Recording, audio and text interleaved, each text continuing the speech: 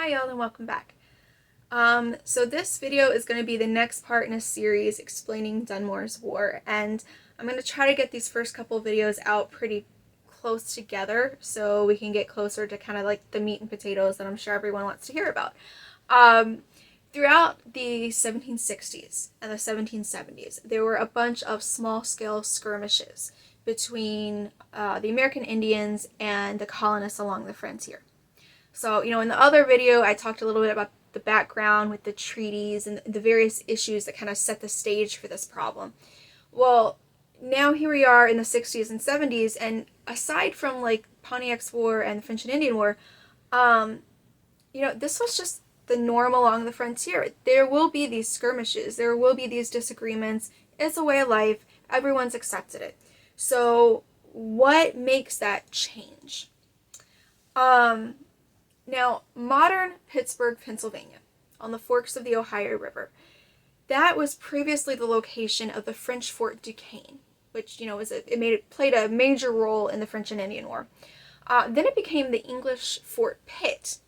Then, in 1772, General Gage, he removes all of the British forces from this fort because it's not that strategic anymore. He doesn't really need to keep these men there.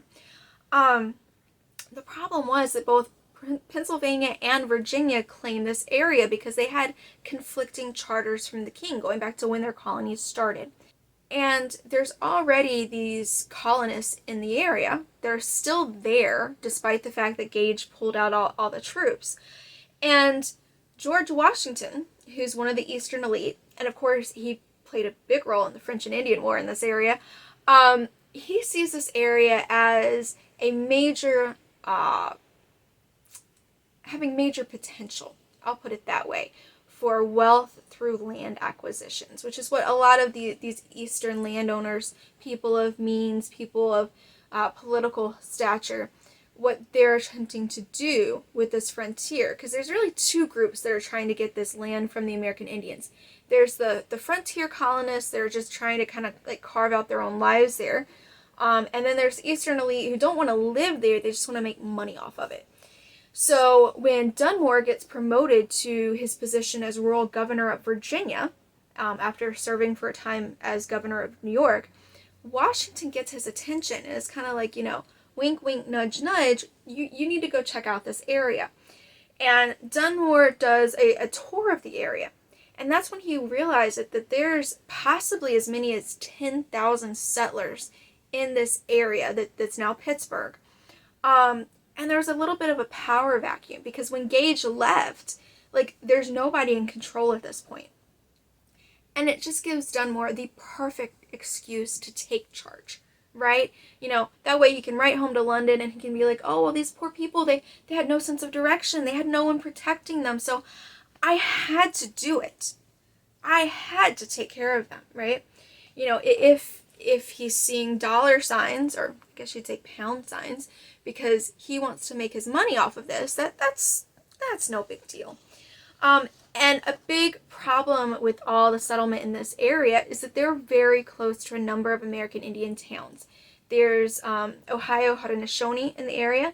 Now, in a lot of historical accounts, you will see them called the Mingo, but this seems to be a derogatory term, so I'm not trying to use that in these videos. Essentially, these are Haudenosaunee who had moved westward. So there's still Six Nations. They're just living in the Ohio River Valley at this point. There's the Lenape that, originally they had lived further east, but they've had to move west because of colonial expansion. So they're in the area too. And there's also a little bit further westward there's the Shawnee. And this is very different from further south in Virginia, where, yes, there's concerns about, maybe some of these settlers were a little too close to the boundaries, but they're still separated by vast areas of what we'll call hunting ground. They're not right on top of each other like up here at Pittsburgh. And it just kind of, it's two completely different environments, which I think is important to point out. A lot of times accounts will be like, oh, the Virginians, and even back then, Virginian was a catch-all term that meant, any land-hungry, land-grabbing colonists. They didn't actually have to be from Virginia to be called Virginians, and I really want to differentiate there. Just like I want to specify, say, Shawnee versus Lenape, I want to differentiate between these groups of Virginians as well. And I really have no idea why there are so many colonists that have been permitted to set up camp in the Fort Pitt area. It may be one of those cases of just, I do what I want. These people just decided to move in and nobody stopped them. But whatever the case, Dunmore claims this area, says it's part of Augusta County, Virginia, and he sets a man named John Connolly in charge. And so Captain Connolly is supposed to just take care of everything for Dunmore. And Connolly, I am still not entirely sure if he is massively incompetent or if everything he did was on purpose. And I'm leaning towards it was on purpose, but I can't prove it. But he worsened just like the tensions and the aggression all the way around. He made situations between frontier Virginians and frontier Pennsylvanians worse. He made situations between the American Indians and the colonists worse. Like, everything got worse after he got put in charge at the beginning of 1774. Yes, 1774. That's what changes. There are reports that under his command, some of the Fort Pitt militia, like when they're out drilling, they would aim their rifles across the Ohio River at friendly American Indians who, were just walking on the other side of the river. And some of them would actually fire. And there's no reports that anyone actually got hurt.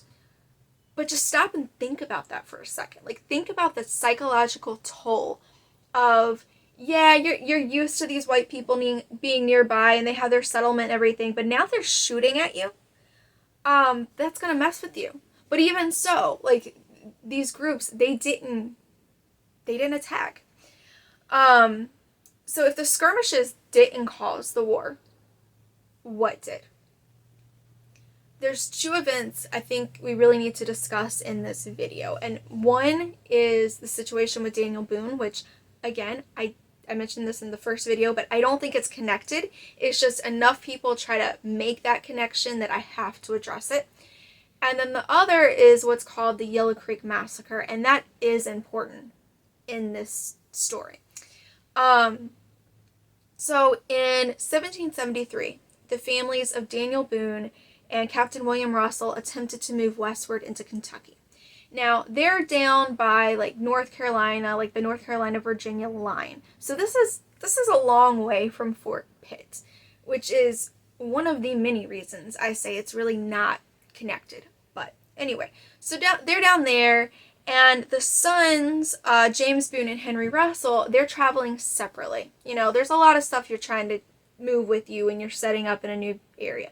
So the sons are traveling separately, and they get attacked by a party that has at least one American Indian of their acquaintance. It was known as Big Jim, and Daniel Boone was pretty sure that Big Jim was Shawnee, but he couldn't be completely certain.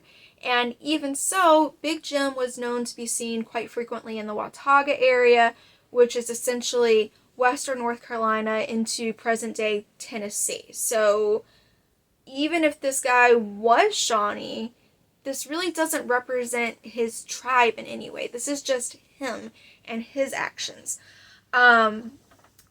So, again, way down there by the Virginia-North Carolina line. And then a little while later, in June of 1774, we have the murder of an American Indian known as Cherokee Billy, which is also down there. This took place at the Watauga settlement in Tennessee. And the murderer was Isaac Crabtree, who had been with James Boone and Henry Russell and narrowly escaped with his life. So, maybe there's some trauma from that experience that's at play here, and he just snapped. But again, either way, these aren't Virginians. It's not happening in Virginia. Actually, I think the Russells did live in Virginia, like way down in that corner. But still, like, this is like completely separate. The only real connection that Daniel Boone has with Dunmore's War is he served as like a scout to track down some land surveyors that went lost when everything was kind of getting going. But he's not really an important figure. Like, he's not an officer. He didn't lead any men. He wasn't really in a battle. He just is somewhat kind of sort of not really connected. And I think people only bring him up because it's a name that they know people will recognize. but it doesn't have anything to do with the matter at hand. I don't know. I'm still trying to figure this out. But either way, like the Cherokee, on July 9th, Major Arthur Campbell, he wrote a report that the principal chiefs of the Cherokee had denied any part in the murder of James Boone and Henry Russell. They later managed to get hold of 2 of the people responsible and put 1 to death. So, the Cherokee are working to maintain peace. There's nothing going on there. They're not conspiring with the Shawnee. It's just not a story. And then we get to the event that was very much connected. And there's a few different dates that have been thrown out as far as when that happened. It seems to be around April 30th of 1774. There was a group of Ohio Haudenosaunee from a town at the junction of Yellow Creek and the Ohio River that went across the Ohio River to the place of a man named Joshua Baker. Baker was a colonist, and he would sell alcohol, completely ignoring the prohibition on alcohol sales to American Indians. But it's the frontier, a lot of things got ignored. And also at Baker's is a man named Daniel Greathouse and his group of men. And Greathouse and his men had heard about a circular letter sent out by Captain Connolly. That brilliantly incompetent man, we'll say incompetent because the alternative is worse. But Connolly's letter asserted that the Shawnee were already on the warpath and essentially were at war with the Shawnee. So now, I don't know, this is the problem that we see a lot in history when it comes to, Europeans versus American Indians. These are different tribes, geniuses, because the circular letter discussed the Shawnee, but now it's Ohio Haudenosaunee coming across the river. So what? You're idiots. But anyway, Greathouse and his men waited for Baker to get this group drunk, and then they murdered them. And then another group of Ohio Haudenosaunee came across the river looking for their friends, and Greathouse and his men murdered them too. And we're not talking about, the American Indian warriors, that they would have gone to war, and I don't know what the explanation could have been, but that's not what we're talking anyway. There were men, there were women, there was at least the mother, brother, and sister of Captain John Logan. The only survivor that we know for sure was the child of Logan's sister, who was killed. The father of this child was John Gibson, a Pennsylvania trader. So the colonists kept this child safe until they could pass it off to its father. There possibly was an elderly lady there as well who got away. There's kind of an account that I found in an appendix to Jefferson's notes on the state of Virginia, where this woman seems to have been there too, but I don't know for sure who she was. Either way, there's at least 11 or 12 slain. And the men who did it clearly felt guilt. They knew what they did was an atrocity. One of them wrote later, quote, "I was of the first and last of the active officers who bore the weight of that war," end quote. So clearly they knew this was a big deal. Now, as much as this was an atrocity, as much as the Yellow Creek Massacre was wrong, it did not have to start a war. Now, there are all sorts of inconsistencies in the various retellings of the Yellow Creek Massacre. I know I read one book that claimed it was Logan's wife and daughter who were killed. I suspect this is them misunderstanding a speech that Logan gives later, but it's just, there's a lot there that's wrong. What we know for certain was that people died. They were killed in a very, very unethical way. There was no honor to this, no matter how you look at it. Captain John Logan, who's also called Chief Logan, and I'll put a link up here to a video where I discuss the term captain and what that may have meant. Historian Richard White says that Logan was not a chief, but that's debatable. Everyone else calls him a chief. I don't know. Logan was the son of a French father who had been adopted into the Oneida tribe, which is one of the Six Nations, and a Cayuga mother, which was another of the Six Nations. So he's Haudenosaunee. He had always been friendly and nice and kind and polite towards white people. He had stayed neutral during the French and Indian War, and then his family was slaughtered. So he led a mourning war against the white settlers in revenge for Yellow Creek.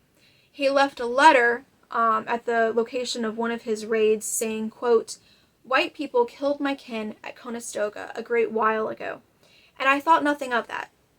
But you killed my kin again on Yellow Creek and took my cousin prisoner. Then I thought I must kill too, and I have been 3 times to war since, but the Indians is not angry, only myself." End quote. So this is a mourning war. This is not a full-fledged big Indian war with all these people involved. It is retribution carried out by a small raiding party. And we will hear more about, what Logan's up to later on. There's a few sources that try to say Logan was at Point Pleasant. It's debatable. Probably not, but it's debatable. And even though Logan dealt with grief in his own way, no doubt this had other Ohio Haudenosaunee warriors infuriated to the point that, okay, you white people, you want a war, we'll give you a war. But even so, it probably could have been averted at this point.